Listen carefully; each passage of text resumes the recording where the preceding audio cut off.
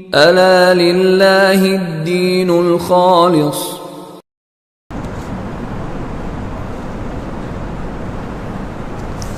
مولویوں کی ایک لجنہ بنی ہے، لجنۃ العلماء للافتاء. یہ کفر سازی کا ایک انہوں نے ادارہ بنا رکھا ہے کہ جو آدمی ہمارے نظریات و خیالات کے تابع نہیں ہوگا وہ ہماری نظر میں نا اہل حدیث ہوگا، اور دوسرا وہ مومنین کی راہ سے بھی ہٹا ہوا، یعنی دیگر فرقوں سے بھی اس کا کوئی تعلق نہیں ہوگا. اور اس میں سب سے پہلے انہوں نے اپنے کچھ بڑوں کو نکالا، اور اس کے بعد پھر مولانا اسحاق مرحوم کی باری آئی. اب عمر صدیق کی باری تھی، وہ اب عمر صدیق تک پتہ نہیں کیا کریں گے یا کیا نہیں کریں گے، باری تو ہماری ہے. وہ شعر تھا کہ موت سے کس کو رستگاری ہے، کل تم آج تم کل ہماری باری ہے. تو ہم کہتے ہیں مولویوں سے کس کی یاری ہے، آج تم کل ہماری باری ہے. فتویٰ تو ہم پہ بھی آ جائے گا. ابھی ہم چونکہ اتنے مشہور نہیں ہوئے ہیں، کوئی جانتا ہے. جس دن مولویوں کی نظر ہم پہ غلطی سے ان کی نگاہ لطف و کرم ہم پہ پڑ گئی، آپ دیکھیے نیٹ پہ میرا کرتے کیا ہیں. باقیوں کا تو بیچاروں کا کچھ ہو نہ ہو، میرا تو کچھ کر کے رہیں گے. مولانا تو چلے گئے دنیا سے، بڑے ٹائم بھی ان کی وفات ہوئی اور وہ چلے گئے. اب جو حشر ہوگا اللہ اللہ اللہ.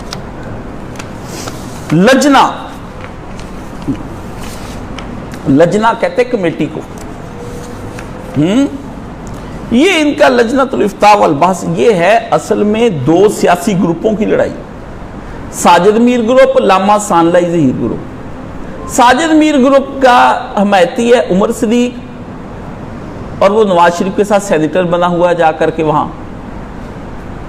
چلو جیسے بھی ہے، ان کو یہ کہ ہم نہیں بنے ابھی تک، اس لیے انہوں نے پھر نیچے اپنا ایک گھیرا بنایا ہوا تینوں چاروں بھائیوں نے کہ ہمارے ابا بھی سیاست میں تھے تو ہمارا بھی حق بنتا. لڑائی ان کی ہو رہی ہے آپس میں. پھر انہوں نے سارے اہل حدیثوں نے نہیں، انہوں نے مل کے یہ فتویٰ خود اپنا اختیار کیا کہ حسینی یزیدی نہیں کہنا چاہیے، محمدی کہنا چاہیے.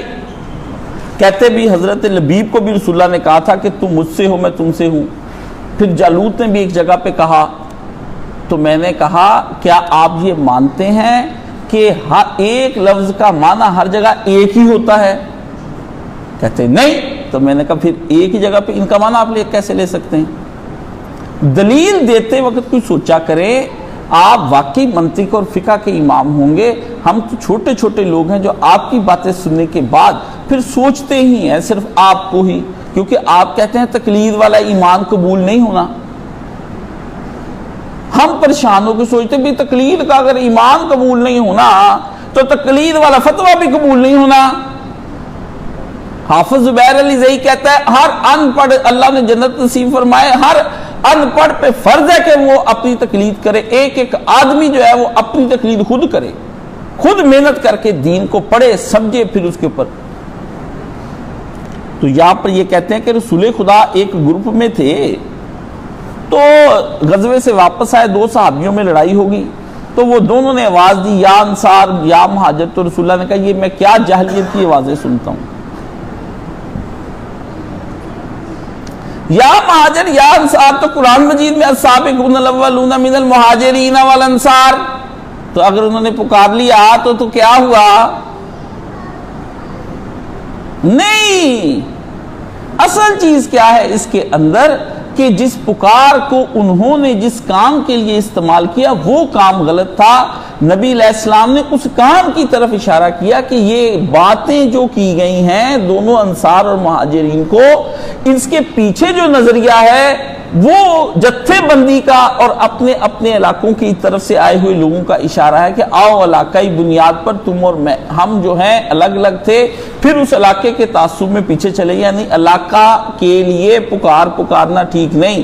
لیکن یہ کہتے ہیں کہ مولانا فلاں، مولانا اکاڑوی، گجرانوالوی، فیصلہ آبادی، ہیں جی نام تو آپ نے رکھے، دہلوی، میاں نذیر حسین دہلوی، ہیں جی فلاں گجراتی، پھر اثر سے اثری،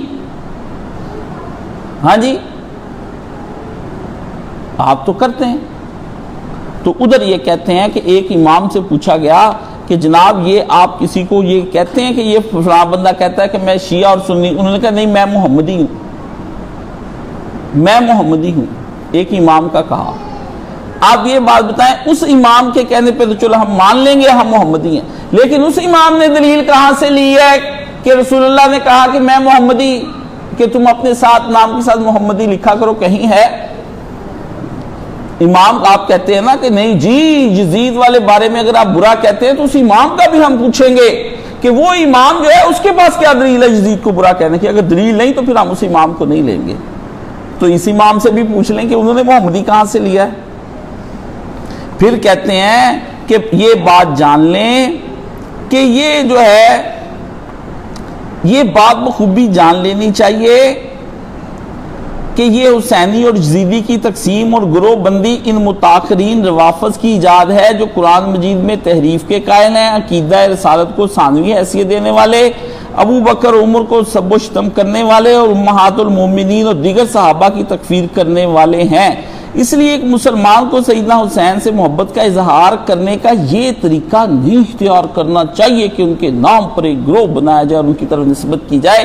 ہم آپ کو بھی یہی مشورہ دیتے ہیں کہ آپ کو بھی اہل حدیث کا نام کے ذریعے سے یہ طریقہ نہیں اختیار کرنا چاہیے. مسلم کہلوایا کریں. ہوا سماکم المسلمین. اللہ نے قرآن مجید سورہ حج میں تمہارا نام مسلم رکھا تھا، یہ تم اہل حدیث کیوں ہو گئے؟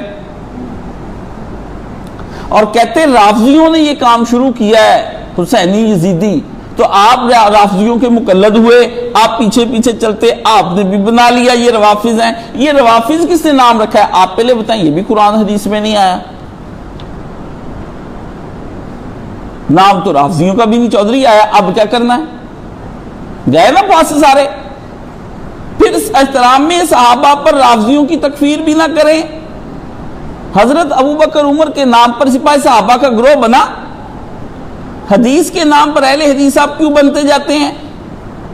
اپنے ناموں کے ساتھ صدیقی لکھتے ہیں، فاروقی لکھتے ہیں. یہ حافظ عتیق الرحمان علوی لکھتا ہے. اس کا کیا پکا پتا ہے کہ یہ حضرت علی کی اولاد ہے؟ یہ نہیں اولاد. نسب تو آ کے ہندوستان میں خراب ہو گیا. اور ویسے بھی آپ کہتے ہیں کہ نسبوں میں کیا رکھا ہوا ہے؟ وہاں تو اتھے ہونے نے عملہ نے نہ بیڑے، کسے نہیں تیری بات پوچھنی ہے جی. آپ تو کہہ رہے عملوں سے ہوتے، آپ لکھ رہے حسینی، فروخہ، یہ قاضی سلمان منصور پوری، فلانا امرتسری. یہ علاقے تو ہندوؤں کے ہیں. غزنوی، امرتسر میں تو ان کا ٹیمپل ہے. دہلی کے اندر کس کی اس وقت میاں نذیر حسین دہلوی. بنارس میں اس وقت ہندوؤں کا سب سے بڑا مندر ہے وہاں ابو القاسم بنارسی. آپ کہہ لیں اس کے سب سے پہلے 1918 کے عالم دین ہے جنہوں نے سب سے پہلے اہل حدیثوں کی کام ہے. یوں تو سید بھی ہو، مرزا بھی ہو، افغان بھی ہو، تم سب کچھ ہو. ہمیں یہ بتاؤ اہل حدیثوں کیا صاحب ایمان بھی ہو؟ نہ کریں. یزیدی حسینی کی اصطلاح چلائے، اس سے میرے بھائی کوئی فرق نہیں پڑتا. آپ اگر یزیدی ہیں تو اس سے کیا ہوتا ہے؟ یہ حنفیوں کو کہتے ہیں آپ اشعری ہیں، ماتریدی ہیں، اور ہم وہ ہیں جو آپ کو جس طرح کا اللہ آپ مانتے ہیں ویسا ہم نہیں مانتے. جہمیہ پر یہ فتوے لگاتے ہیں کہ ایک فرقہ جہمیہ کا ہوا، وہ جہم کے نام سے تھا، وہ غلط ہے. تو آپ نے بھی ان کے نام پر گمراہی پھیلا رہے ہیں. نہ ایسے نہ کریں. ایک تلنا، ایک ترازو لائیے، اس کے ذریعے سے سب کچھ ختم کر دیجئے، ہم بھی قائل ہو جائیں گے. باقی یہ حسینی یزیدی ہم نے اس لیے رکھے ہیں یہ سارے. دیکھیں نا جوید احمد غامدی بھی گامدی لکھواتا ہے. آج تک پتہ نہیں چلا گامدی کیوں لکھواتا ہے. ہم نے تحقیق ساری کی، پوچھا، بس جھوٹ موٹ باتیں کرتے رہتے ہیں. آپ ایک بنائیے اور اس کے بعد پھر ایک بنائیے غزنوی، روپڑی خاندان. آپ علاقوں سے نسبتیں دیں، وہ علاقے جہاں کافر بھی رہتے ہیں اور مسلمان بھی رہتے ہیں، یہ نہ دیں. اللہ نے قرآن مجید میں جو بتایا ہے کہ یہ قبیلے میں نے اس لیے بنائے لتعارفوا، پتہ چل جاتا ہے بندہ کی ذہنیت کیا ہے اور کہاں کا ہے. آپ اپنے نام کے ساتھ دیکھیں، یہاں ایک مولانا سلیم جباری ہیں، ان کو کہ جبار تو اللہ ہے، یہ برکت توحیدی جس سے یہ سب سے پہلے فتنہ اٹھایا ہے وہ توحیدی کیوں لکھتا ہے؟ کیوں ہم کافری ہیں؟ جب توحیدی کافری نہیں چل سکتا ہے، جب حنفی اہل حدیث چل سکتا ہے، جب روپڑی امرتسری چل سکتا ہے، جب صدیقی فاروقی چل سکتا ہے، تو حسینی کہلوانے میں مسئلہ کیا ہے آپ کو؟ یہ ہے وہ ان کا سارا حسینی اور یزیدی تقسیم بدعت، خلاف منہج اور روافض کی ایجاد ہے۔ یہ دیکھ لیں، آپ بھائی یزیدی ہیں، آپ کہلوائیں تاکہ ہم ایزیلی آپ کے ساتھ کوئی رشتہ ہی نہ رکھیں، نہ آپ کے ہاں حسینی لڑکی آئے نہ آپ کا یزیدی لڑکا کہیں جائے، پھر لڑائی ہوگی، طلاقیں ہو جائیں گی۔ یہ ہم نے اس لیے آپ کو بتایا ہے تاکہ الگ الگ ذہنیتوں کے بندے اپنی اپنی جگہ پہ شادیاں بیاہ کریں، نہ ملیں نہ جلیں، نہ جنازوں پہ آپ آئیں۔ دیکھیں نا، حافظ عتیق الرحمان صاحب جامعہ سلفیہ بنگلہ ستیانہ والوں نے میاں طاہر کا جنازہ پڑھایا، بعد میں انہوں نے ان سے توبہ کا کلپ چلوایا کہ میں نے غلط آدمی جو صحابہ کا دشمن تھا پڑھایا، آپ نہ جنازے پڑھانے جائیں، اعلان ہو جائے کہ کاشف علی حسینی کے جنازے پر کوئی یزیدی نہ آئے، اعلان ہو۔ حضرات ایک ضروری اعلان سنیے، ارشاد الحق عصری صاحب حسینی وفات پا گئے تاکہ یزیدیوں کو پتہ چل جائے۔ حضرات ایک ضروری اعلان سنیے، صلاح الدین یوسف ناسبی یزیدی مر چکا ہے، اس کے لیے فاتحہ نہ پڑھیں، بات ختم ہو جائے۔ یہ تو میرے بھائی معاشرے میں امن پیدا کرنے کے لیے ہم کر رہے ہیں کہ میرے ہاں وہ جمعہ سننے آئے جو حسینی ہے، آپ باہر سے پتا کر لیں کہ ہاں جی یار وہ حسینی ہے، کہتے ہیں ہاں جی پھر جمعہ پڑھاتے ہیں۔ یزیدی آپ ادھر بیٹھ کر یزید کے خلاف مجھ سے جمعہ سننا اور کڑے، اور جمعے کے دوران میرے بارے میں اپنے امام کے بارے میں غلط باتیں سوچے، اس سے بہتر نہیں کہ ایک مسلمان کے دل میں بغضی پیدا نہیں ہوگا۔ کیسا میں نے علاج بتایا ہے؟ یہ وہ ٹیکے گولیاں ہیں جو میں آپ کو بتا رہا ہوں امن قائم کرنے کے لیے۔ حسینی یزیدی آپ لکھ دیں، اس سے نکل جائے گا۔ آپ یزیدی لکھا کریں، اپنے مرنے کے بعد لکھ دیں کہ حافظ شریف یزیدی، مولانا مسعود عالم صاحب نے سائن کیا، یہ وہی دو نام ہے، تیسرا شاد اللہ کسری کا جو وہاں ملے تھے جنہوں نے مولانا پہ فتویٰ لگائے، دو یہ اوپر ہیں، حافظ شریف یزیدی۔ پتہ چلے ہمیں نہیں جانا حافظ صاحب کے پاس، تاکہ ہم چندے بھی لگ لگ کر لیں، پیسے بھی لگ لگ کر لیں۔ اگر جماعت الدعویٰ میر یحییٰ محمدی صاحب سے الگ ہو سکتی ہے، ان کی عمارت توڑ کے حافظ سعید الگ گروپ بنا سکتا ہے کہ ہمیں اس کے میر یحییٰ محمدی کے نیچے نہیں آنا،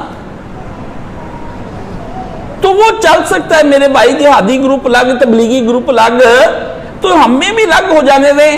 کیا مسئلہ ہے؟ دو بھائی لڑے، گھر میں دیوار کر دو، چلو ایک دوسرے کو ملتے رہیں گے۔ یہ کیا بہتر ہے کہ ایک دوسرے کے ساتھ خون ریزیاں کریں، لڑیں؟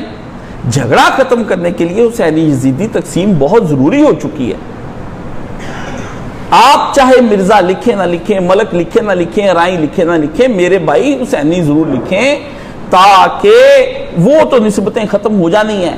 اللہ اس نسبت سے کہ آپ جنت میں جانا چاہتے ہیں، یہ دعا ہے حسینی لکھنا، یہ ایک دعا ہے، اس کے یہ اصطلاح بنا دیں۔ اس اصطلاح کا میں بناتا ہوں آج سے کہ اس کی ٹرمینالوجی چلائی بھی میں نے ہے، سن کر عمر صدیق سے بڑھاؤں گا بھی میں بھی۔ اس حسینی وہ لوگ جو یہ چاہتے ہیں کہ ان کا حشر امام حسین کے ساتھ ہو، اور وہ دعائیں کرنے والے جو کہتے ہیں یا اللہ ہمارا حشر امام حسین کے ساتھ فرما، آمین، ختم۔ یہ ایک دعائیہ کلمہ ہے۔ آپ لکھیں یزید کے ساتھ ہمارا حشر فرما، چلو آپ کا ادھر ہو جائے۔ ہر وقت جس کو کہ حسینی، اس کو وہ اپنے لیے دعا کر رہا ہے۔